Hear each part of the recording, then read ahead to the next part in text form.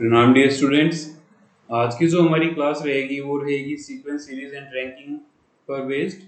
आज हम रिवीजन करेंगे। तो रिवीजन में हम क्या देखेंगे, हम जो रिवीजन करते हैं तब भी तो हम रिवीजन में वो टॉपिक्स करते हैं जिनका हमें ये एक्सपेक्टेशन या ये उम्मीद होती है कि इस टाइप के क्वेश्चंस पेपर में आ सकते हैं। तो वैसे ही कुछ क्वेश्चंस आज हम अपनी क्लास में डिस्कस करेंगे जिनसे हम ये एक्सपेक्ट कर सकते हैं कि इनसे रिलेटेड क्वेश्चंस हमारे पेपर में आने के chances है। For example, question number 1, how many threes are there in the given number series which are preceded by an odd number but not followed by an even number? ऐसे कितने threes हैं जो preceded by an odd number, जिनके पहले तो odd number आता है but not followed by an even number, बाद में even number नहीं आना चाहिए, मतलब बाद में भी क्या आना चाहिए, odd number आना चाहिए, बाद में भी क्या आना चाहिए, odd number आना चाहिए। क्लियर है? तो पहला जो वर्ड है वो क्या होगा, देखो सबसे पहले जो हम थ्री देख रहे हैं वो कहाँ पर है, यहाँ पर सबसे पहला थ्री यहाँ पर है, बट इसके पहले कोई और नंबर नहीं है तो मतलब ये वाला थ्री नहीं हो सकता। इसके बाद नेक्स्ट थ्री जो है वो देखो ये वाला है, नेक्स्ट थ्री जो है वो देखो ये वाला है। अब इस वाले थ्री को देखते हैं हम, जब हम इस वाले थ्री को देखते हैं तो this three is preceded by an odd number but not followed by an even number. तो मतलब पहले भी ओड नंबर है और बाद में भी ओड नंबर है, पहले भी ओड नंबर और बाद में भी ओड नंबर है, तो मतलब एक ये हो गया। अब इससे अगला थ्री कहाँ पर आ रहा है, यहाँ पर। इसके पहले ओड नंबर है बट बाद में इवन नंबर आ गया, इवन नंबर नहीं आना चाहिए तो मतलब ये वाला फॉलो नहीं करेगा। नेक्स्ट थ्री देखो कहाँ पर है, यहाँ पर है। इस थ्री से पहले एक ओड नंबर है बट बाद में क्या है, ओड नंबर, तो ये वाला थ्री फॉलो करेगा, ये वाला थ्री फॉलो करेगा। क्लियर है? इससे नेक्स्ट जो है वो यहाँ पर है 539, 539। ठीक है, अब देखो पहले ओड नंबर और बाद में भी ओड नंबर, तो मतलब ये वाला भी फॉलो करेगा, ये वाला फॉलो नहीं करेगा बिकॉज बाद में क्या आ गया, इवन नंबर आ गया। ये वाला देखो पहले इवन नंबर आ गया, हमें पहले भी इवन ओड नंबर चाहिए, बाद में भी ओड नंबर चाहिए। सिमिलरली यहाँ पर पहले भी इवन नंबर चाहिए, ओड नंबर चाहिए, बाद में भी ओड नंबर चाहिए, बट यहाँ पर क्या है, पहले इवन नंबर है और यहाँ पर बाद में इवन नंबर है। तो ऐसे कितने पेयर बने, ऐसे कितने थ्रीज है जिनके पहले और बाद में दोनों तरफ ओड नंबर आता है, 1 2 3। तो 3 will be the answer of this question. Clear है? इस तरह के क्वेश्चंस आने के पूरे पूरे चांसेस है, इसलिए हम इनको रिवाइज कर रहे हैं। ऐसे ही नेक्स्ट क्वेश्चन देखते हैं, how many odd digits are there in the given series each of which is immediately followed by an odd digit. यहाँ पर हमें ये बताना है कि ऐसे कितनी ओड डिजिट्स हैं, ऐसी कितनी ओड डिजिट्स हैं विच ऑफ जो इमीडिएटली फॉलो हो रही है किसी ओड डिजिट से ही, जो इमीडिएटली किसी ओड डिजिट से ही फॉलो हो रही है। ठीक है, तो देखो सबसे पहले 5 ओड डिजिट है और ओड डिजिट के बाद ओड डिजिट आ रही है। उसके बाद 7 ओड डिजिट है, ओड डिजिट के बाद ओड डिजिट आ रही है। इसके बाद नहीं आ रही लेकिन इसके बाद आ रही है। 5 के बाद 7 आ रहा है, मतलब ये भी एक पॉसिबिलिटी है। यहाँ पर देखो 3 और 1, 3 और 1 ये भी एक पॉसिबिलिटी है, ये भी एक पेयर बनेगा। ठीक है, 1 2 3 4 एंड उसके बाद देखो 7 3 5 7 3 1 5 8 6 3 8 5 2 2 4 3 4 9 6, बाद में ओड डिजिट आनी चाहिए। How many digits, odd digits are there in the given series each of which is immediately followed by an odd digit. देखो एक तो ये हो गया, एक ये हो गया, एक ये भी होगा। 3 एंड 9 क्या होगा, 3 एंड 9। तो देखो टोटल कितने हो गए, 5 हो गए। टोटल कितने हो गए, 5 हो गए। और 5 का मतलब 5 अगर ऑप्शन में नहीं है तो हम क्या देखेंगे, मोर देन 4 ऑप्शन है तो मोर देन 4 हम टिक कर देंगे। क्या देखना था, ओड डिजिट, दो लगातार ओड डिजिट ढूंढनी है। 5 और 1 मिल गई, 7 3 मिल गई, 3 9 मिल गई, 5 7 3 1 1 5, this is also a pair. ठीक है, तो जितने भी पेयर बन सकते हैं हमें क्या करना है, हमें ऑप्शन में दिखाई दे रहा है मोर देन 4। तो जैसे ही 5 हुए वैसे ही हमारा काम फिनिश हो गया कि हमारे यहाँ मोर देन 4 बन रही है, तो ये वाला हमारा आंसर हो जाएगा। पूरा हम स्टडी नहीं करेंगे डिटेल में। नेक्स्ट क्वेश्चन देखो, some boys are sitting in a row, A is sitting 14th from the left hand, A जो है वो 14th है लेफ्ट हैंड से, ये कुछ बॉयज हैं, और यहाँ पर है A 14th from the left hand, इस तरफ से 14th, and B 17th from the right hand, if there are no boys between A and B is left of A. देखो यहाँ पर बोला गया बी जो है वो ए के लेफ्ट में है, तो मतलब बी आएगा इधर, बी आएगा इधर। अब ए और बी के बीच में कोई भी लड़का नहीं है, और बी की रैंक इस साइड से कितनी है 17, बी की रैंक इस साइड से कितनी है 17 है। Then how many boys are there in the row, row में कितने बॉयज है हमें वो बताना है। अब देखो रैंकिंग के लिए हमारे पास एक फॉर्मूला होता है, T is equal to L plus R minus one, T is equal to L plus R minus one. देखो अब इस फॉर्मूला के अकॉर्डिंग टी का मतलब क्या होता है टोटल, टी का मतलब होता है टोटल, एल का मतलब होता है लेफ्ट, एंड आर का मतलब होता है राइट। ठीक है, अब जो लेफ्ट और राइट हैं वो क्वेश्चंस के अकॉर्डिंग चेंज हो जाते हैं। लेफ्ट की जगह अगर फ्रंट और बैक बोला गया है, अगर रो में बोला गया है फ्रंट और बैक, तो लेफ्ट का मतलब होगा फ्रंट और राइट का मतलब होगा बैक, राइट का मतलब होगा बैक। क्लियर है। एंड अगर टॉप और बॉटम बोला गया है तो लेफ्ट की जगह हम टॉप यूज करेंगे और राइट की जगह यूज करेंगे बॉटम। क्लियर है। अब देखो हमें ये बताना है कि रो में टोटल कितने बॉयज है। अब हमारे पास जो फॉर्मूला है, इस फॉर्मूले को यूज करने के लिए हमें किसी एक पर्सन की दो पोजीशंस पता होनी चाहिए, लेफ्ट साइड से भी और राइट साइड से भी। तो अब या तो आप ए की देख लो या फिर बी की देख लो। अब ए देखो लेफ्ट साइड से 14th पोजीशन पर है ए, और ए से जस्ट पहले कौन है बी, तो बी की लेफ्ट साइड से पोजीशन कितनी हुई, लेफ्ट साइड से बी की पोजीशन हुई 13, राइट साइड से बी की पोजीशन है 17। अब एल की वैल्यू मेरे पास है, आर की वैल्यू मेरे पास है, तो हम टी फाइंड आउट कर सकते हैं फॉर्मूले में पुट करके। कैसे करेंगे, 13 प्लस 17 माइनस 1, तो दैट इज 13 प्लस 17, 30 माइनस 1 29, कितना आ गया 29। सो 29 will be the answer for this question. Clear है। हमने क्या किया, टी की वैल्यू फाइंड आउट करने के लिए हमने किसी एक पर्सन की रैंक दोनों तरफ से देखी, लेफ्ट और राइट दोनों तरफ से एक ही पर्सन की रैंक देखी। अब मैंने यहाँ पर बी की देखी, आप ए की देख लो।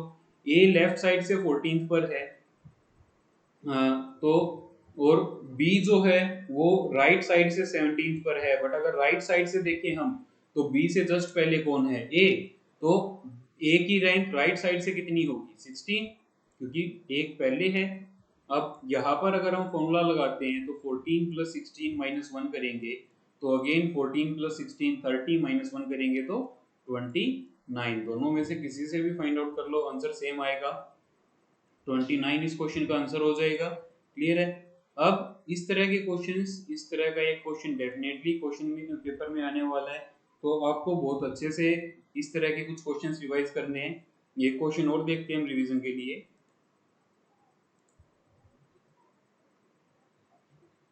देखो, in a row of girls, Gitanjali is 20th from the right hand and Sapna is 10th from left hand. When they interchange their positions, Gitanjali becomes 25th from the right hand. What is the total number of girls in the row? हमें total number of girls in the row find out करना है। अब देखो ये रो है, इस row में Gitanjali is 20th from the right hand, this is Gitanjali 20th from the right hand, right hand से 20th पोजीशन पर, and Sapna is 10th from the left hand, यहाँ पर लेफ्ट हैंड आएगा। When they interchange their positions, Gitanjali becomes 25th from the right. देखो अब सपना या तो इस साइड होगी या फिर इस साइड होगी। अगर हम सपना को इस साइड लेते हैं, सपना को हम इस साइड लेते हैं, वो तो गीतांजलि और सपना की जब पोजीशंस इंटरचेंज होगी तो राइट हैंड से गीतांजलि की पोजीशन डिक्रीज होगी। बट क्वेश्चन में क्या हो रही है, इंक्रीज हो रही है। क्वेश्चन में क्या हो रही है, इंक्रीज हो रही है। इंक्रीज हो रही है तो मतलब ये वाली पोजीशन हम नहीं ले सकते, हमें ये वाली पोजीशन लेनी पड़ेगी। और ये कौन है, सपना 10th from the left hand, left hand से कौन सी पोजीशन पर है 10th पर। अब क्वेश्चन ने बोला गीतांजलि और सपना जब पोजीशंस इंटरचेंज करती हैं तो गीतांजलि राइट साइड से 25th पोजीशन पर आ जाती है, राइट हैंड से 25th पोजीशन पर आ जाती है। 25th पोजीशन पर आने का मतलब है कि ये जो पोजीशन है, ये जो पोजीशन है डजंट मैटर, यहाँ पर सीता बैठती है, गीता बैठती है, सपना बैठती है, गीतांजलि बैठती है, हमें इस पोजीशन से मतलब है ये जो पोजीशन है ये लेफ्ट साइड से कितनी है 10 और राइट साइड से कितनी है 25। राइट साइड से कितनी है 25। अब टोटल नंबर ऑफ गर्ल्स हमें फाइंड आउट करना है। T is equal to same formula L plus R minus 1। तो L की वैल्यू हो गई 10, R की वैल्यू हो गई 25 और माइनस कर देंगे 1। तो 10 प्लस 25 कितना हुआ 35, माइनस 1 करेंगे तो ये आएगा total 34। So there are 34 girls in the row, that is option C. Clear है? टोटल कितनी गर्ल्स है रो में 34। यही हमें इस क्वेश्चन में बताना था। इस टाइप के कुछ क्वेश्चंस जो आपकी बुक में हैं आप वो सभी क्वेश्चंस प्रैक्टिस करेंगे, कोई भी क्वेश्चन आप छोड़ेंगे नहीं। और अगर आपकी जो वर्कबुक है उसके अलावा कोई अदर रेफरेंस बुक है आपके पास तो आप उससे भी प्रैक्टिस करेंगे। अब देखो नेक्स्ट क्वेश्चन, दो तीन टाइप के क्वेश्चंस हमने कर लिए हैं। अब नेक्स्ट टाइप देखते हैं। नेक्स्ट टाइप में क्या बोला गया है, arrange the following words in a meaningful sequence. Meaningful sequence में हमें इन वर्ड्स को अरेंज करना है। मीनिंगफुल सीक्वेंस क्या हो सकती है? मीनिंगफुल सीक्वेंस हो सकती है according to height, according to weight, according to work, according to job, according to anything but should be meaningful. ठीक है। अब देखो यहाँ पर क्या बोला गया है, nation, village, city, district, state.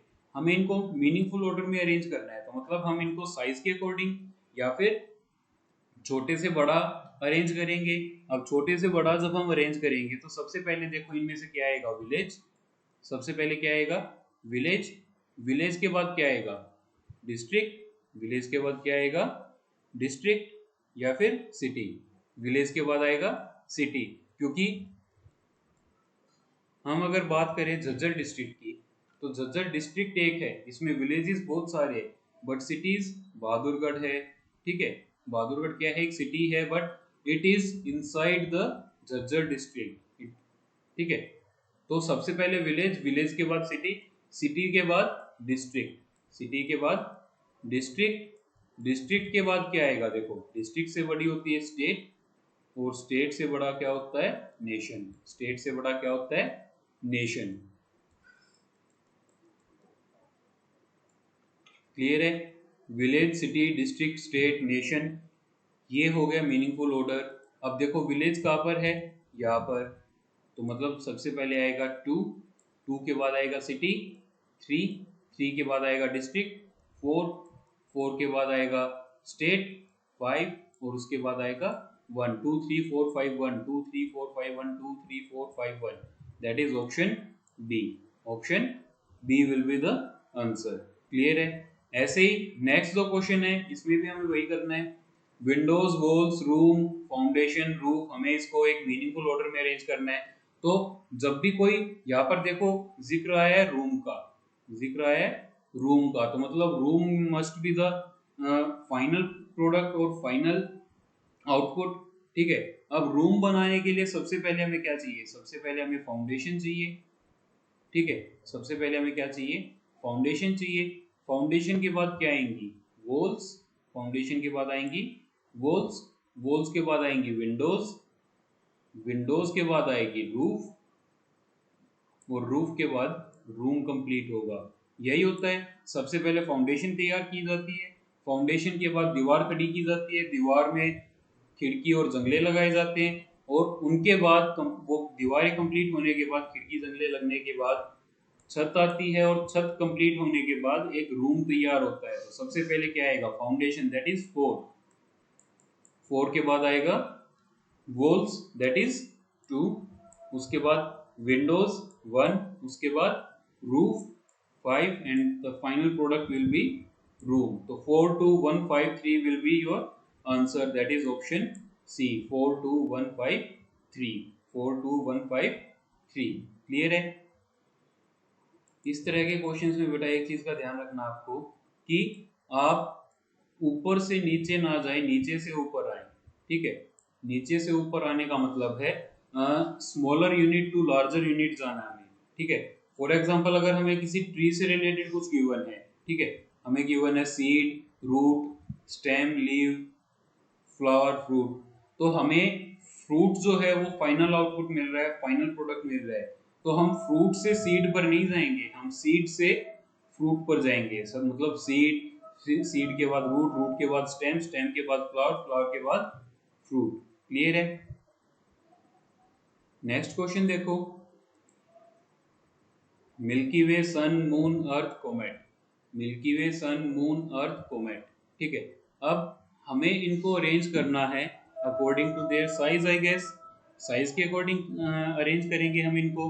तो देखो, सबसे छोटा क्या होता है? कोमेट। सबसे छोटा क्या होता है? कोमेट। कोमेट से बड़ा क्या होता है? मून।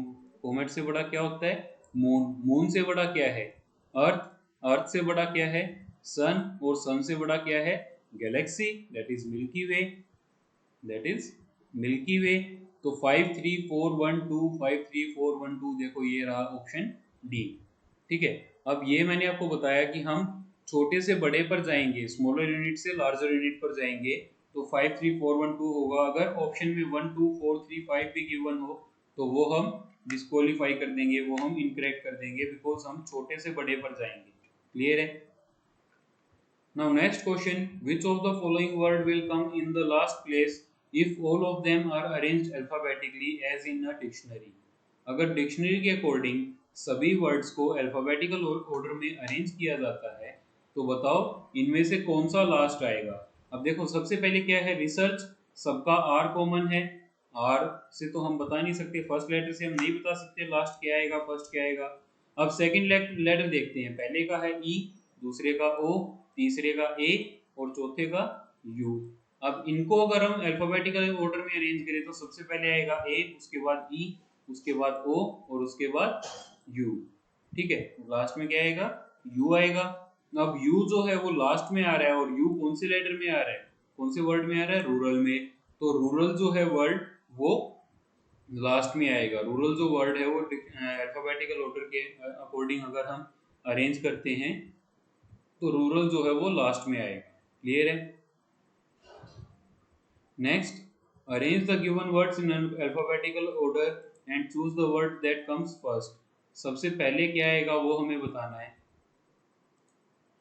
देखो, again first letter is common for all, ठीक है। अब second letter is common for two, दो के लिए यू है, दो के लिए आर है, तो मतलब हमें फर्स्ट फाइंड आउट करना है। तो फर्स्ट जो होगा वो आर वालों में से होगा, क्योंकि पहले क्या आता है? आर, और उसके बाद आता है यू। तो अब ये दोनों तो हो गए थर्ड और फोर्थ पोजीशन पर, ठीक है। थर्ड और फोर्थ पोजीशन पर, उससे हमें कोई लेना देना नहीं है कौन थर्ड पर आएगा कौन फोर्थ पर आएगा। अब देखो यहाँ पर जी आर कॉमन हो गया। अब तीसरा लेटर जो है इनका वो भी कॉमन है। फोर्थ लेटर देखो, फोर्थ लेटर है U and A. Fourth letter is U and A. दोनों में से पहले क्या आता है? ए। दोनों में से पहले क्या आता है? ए। तो मतलब ए का किस में आया था? ग्रोन में। ए किस में आया था? ग्रोन में। तो ग्रोन जो है वो पहले आएगा, ग्रुप बाद में आएगा, और उसके बाद ये दोनों आएंगे।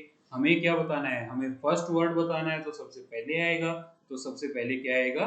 ग्रोन। सबसे पहले क्या आएगा? ग्रोन। क्लियर है?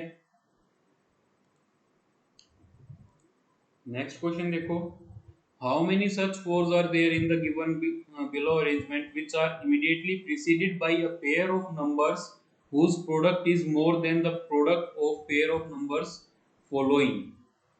फोर, ठीक है। मतलब ऐसे कितने फोर हैं? ऐसे कितने फोर हैं? ये क्वेश्चन दो क्वेश्चन मैं इस टाइप के पहले करवा चुका हूँ, बट फिर भी ये क्वेश्चन थोड़ा सा अलग है इसलिए मैंने ऐड किया है। ऐसे कितने फोर हैं गिवन अरेंजमेंट में जो जिनके पहले जो पेयर ऑफ नंबर्स है उसका प्रोडक्ट बाद वाले पेयर ऑफ नंबर्स से ज्यादा है, मतलब पहले वाले प्रोडक्ट पेयर का नाम प्रोडक्ट बाद वाले प्रोडक्ट से ज्यादा होना चाहिए। देखो, इससे पहले कोई पेयर है नहीं तो ये हम लेंगे नहीं। इससे पहले देखो, इससे पहले क्या है? 8 एंड 7, इनका प्रोडक्ट कितना होगा? 56। अब इसके बाद में क्या है? 5 एंड 4, इनका प्रोडक्ट कितना होगा? 20। तो मतलब 56 इज ग्रेटर देन 20, तो मतलब ये वाला पेयर हम, ये वाला 4 हम काउंट करेंगे। अब इसके बाद वाला 4 देखो, ये वाला जो 4 है इससे पहले देखो 8 और 4 है, 8 4 जा 32 और बाद में क्या है 5 एंड 6, 5 6 जा 30, 5 6 जा 30 अगेन ग्रेटर देन, तो ये वाला 4 भी काउंट करेंगे। उसके बाद ये देखो इस 4 से पहले क्या है 5 और 6 और बाद में क्या है 3 और 2, दोनों नंबर बड़े हैं दोनों से, तो मतलब ये भी प्रोडक्ट ज्यादा होगा, तो ये वाला 4 भी काउंट होगा। इसके बाद देखो ये वाला जो 4 है 3 2 जा 6 एंड 7 1 जा 7, तो मतलब ये वाला 4 हम काउंट नहीं करेंगे, ये वाला 4 हम काउंट नहीं करेंगे। सिमिलरली इस 4 से पहले देखो 7 1 जा 7, 5 4 जा 20, ये वाला 4 भी काउंट नहीं होगा। इस 4 से पहले देखो 7 4 5 2, 7 4 जा 28, 5 2 जा 10, तो मतलब ये वाला 4 काउंट होगा, ठीक है।